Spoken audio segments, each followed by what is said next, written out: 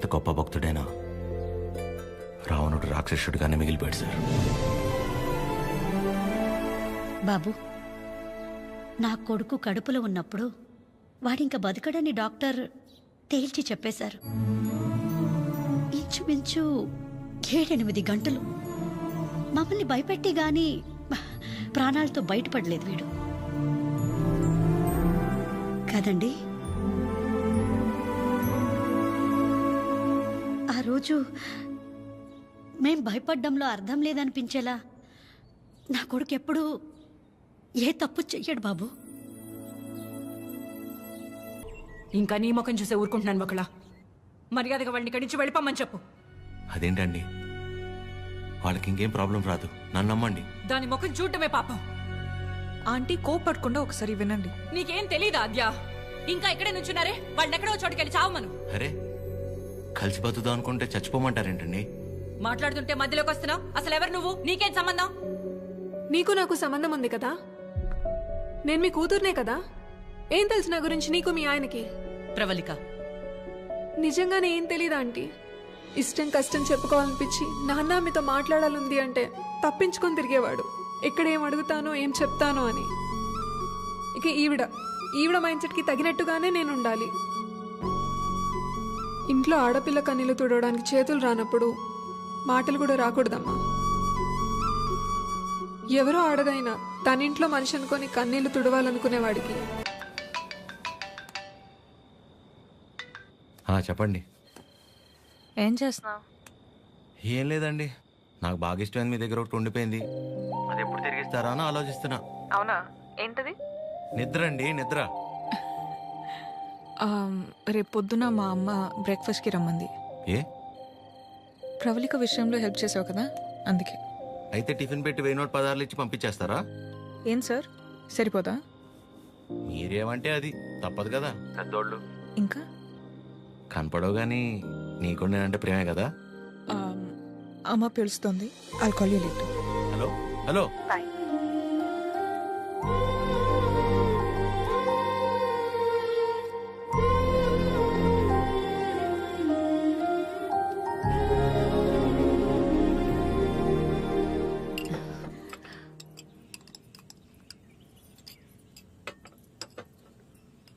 ఏదున్నా ఫ్యాక్టరీలో మాట్లాడి అట్నుంచటే పంపించేస్తాను తప్ప ఇంటిదాకా ఎవరైనా రావటం చాలా రేర్.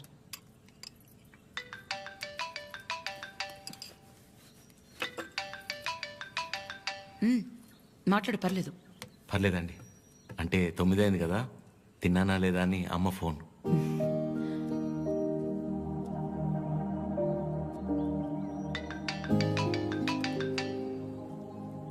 పద్మమ్మ సేమ్, తిన్నానా లేదా అని. ఇంట్లో నేను ఒక్కనే మగపిల్లాన్ని, అందుకే చిన్నప్పటి నుంచి వాళ్ళకన్నీ నేనే. ఒకసారి రమ్మని చెప్పు మీ ఇంట్లో వాళ్ళని.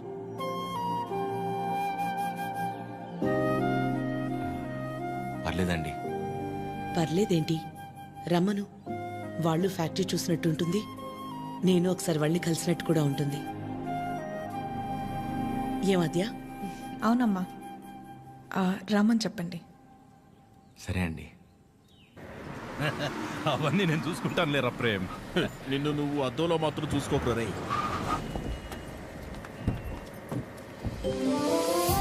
చిరు, ఎలా ఉన్నావురా? బాగున్నామా? నువ్వు లేకుండా ఇంట్లో ఏం తోచట్లేదు. టైంకి తింటున్నావా? ఇక్కడంతా బానే ఉందిగా. ఎక్కడ ఉంటున్నావు? షూ. అన్నీ ఇప్పుడే చెప్పాలా, తర్వాత చెప్పచ్చా? సరే తర్వాత మాట్లాడుకుందాం. ఒకల గారు నమస్తే. నమస్తే. లక్ష్మమ్మ, పద్మమ్మ, శారదమ్మ, శాంతమ్మ, గౌరమ్మ. అందరూ అమ్మలు సరే, ఇంతకీ అసలు అమ్మెవరో? కడుపులో 9 నెలలు మోసాను కాబట్టి సీనియర్ అనే తప్ప వాడి విషయంలో అందరూ ఈక్వలే. ఆద్య ఎక్కడ? అంటే పద్మమ్మ అందరినీ బాగా కలిపేసుకుంటుంది అనమాట. కీర్తన పెళ్లి జరిగింది కదండి, అక్కడికి వెళ్ళారనమాట. అంతే కదా. ఇంట్లో ఉంది. Hello aunty. నమస్తే. ఆడపిల్ల ఇలా ఉంటే తన ఎంత అందంగా ఉందో అద్దంలోకి చూసి తెలుసుకోవాల్సిన అవసరం లేదు. తనని చూసే వాళ్ళ కళ్ళలోకి చూస్తే చాలు. నా దిష్టే తగిలేలా ఉంది. ఆద్య, నీకోసం పనీర్ జిలేబీ. డబ్బా ఇవ్వకపోయినా పర్లేదు, మొత్తం తినేసాయి.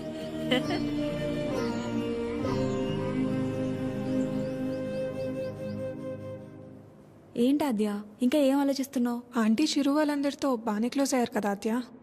అదే ప్రాబ్లం ప్రవళిక. అనుమానం ఉండి అబద్ధమని తెలిస్తే కోపంతో పోతుంది. కానీ ఇంత నమ్మాక నిజం కాదంటే తట్టుకోలేదు. అండ్ దాట్ టూ, ఇదంతా తెలిసి నేను సైలెంట్గా ఉన్నానని మా అమ్మకు తెలిస్తే ఎవరున్నా లేకపోయినా నా లైఫ్లో అమ్మ ఉండాలి. ఎవరి ద్వారానో ఈ విషయం ఆంటీకి తెలిసే కంటే నీ అందరూ నువ్వే వెళ్ళి చెప్పడం కరెక్ట్ ఆద్య.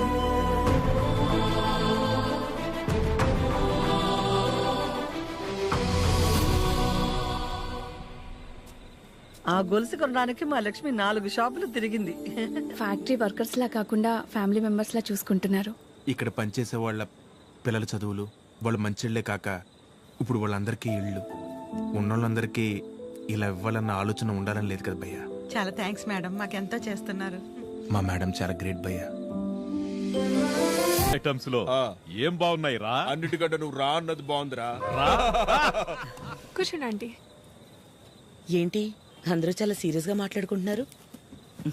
ఏం లేదు, నీ గురించే.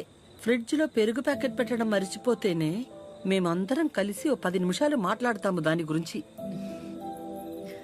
అలాంటిది నువ్వు ఒక్కదానివే ఫ్యాక్టరీ, ఇల్లు, బిజినెస్ ఇదంతా ఎలా సాధ్యపడిందా అని. ఓ అదా, ఆద్యవల్లి. లైఫ్లో ఇంకో హోప్ లేదు, అంతా అయిపోయిందనుకున్నాను. అప్పుడు ఆద్యకి 8 ఏళ్ళు. ఒకరోజు నా దగ్గరికి వచ్చి, అమ్మా నేనేమైనా తప్పు చేశానా అంది. నువ్వు తప్పు చేయడం ఏంటి అంటే ఏమందో తెలుసా? నేనే నీ ప్రపంచం అంటావు కదమ్మా, నువ్వెలా ఉన్నా అది నా వల్లే కదా. నువ్విలా ఉన్నావంటే నేనేదైనా తప్పు చేసుంటే చెప్పు, ఇంకెప్పుడు చెయ్యను అంది. ఆ క్షణం అనిపించింది ఇంకెప్పుడు తన నా దగ్గరకు వచ్చి అలా అడిగేలా నేనెప్పుడు ఉండకూడదని.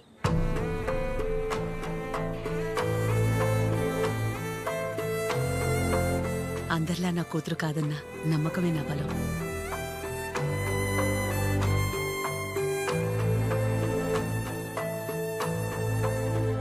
మీ బలం మీ చిరు, మీ పెంపకం తన ప్రవర్తనలో కనిపిస్తుంది. చాలా బాగా పెంచారు మీ చిరుని.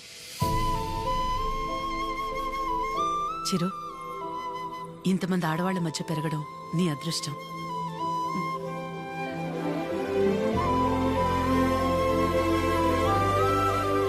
ఆస్తులు అంతస్తులు ఎవరైనా ఎలాగైనా సంపాదిస్తారు, కానీ ఓ ఆడదాని దగ్గర నమ్మకం సంపాదించాలంటే క్యారెక్టర్ ఉండాలి.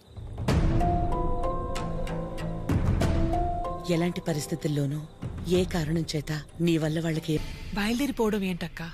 ఒక్కసారి ఇంటికి వెళ్ళాక మాట్లాడుకుందా. అది కాదక్కా. గౌరీ, హాయ్ భయ్యా. నమస్తే అండి. మీరందరూ ఇక్కడుంటే ఆవిడేంటి మేడం గారు ఇంటివైపు వెళ్తుంది? ఎవరు? మన పద్మం గారు. వకలా, ఈ నవ్వు మీ ముఖం మీద ఎప్పుడు అలాగే ఉంటుందా?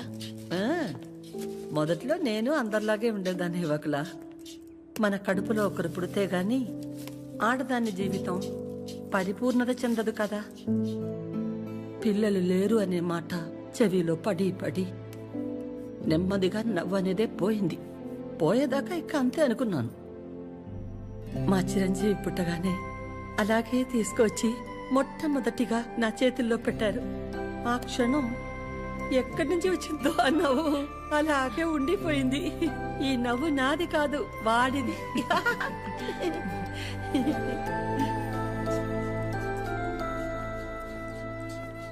నీకు మొక్కలంటే బాగా ఇష్టం అవ్వకులా?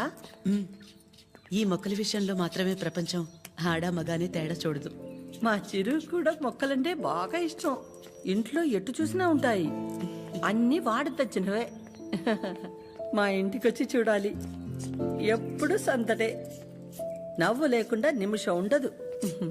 నువ్వు కనుక మా ఇంటికి వస్తే ఫ్యాక్టరీ వద్దు ఏమీ వద్దని అక్కడే ఉండిపోతావు.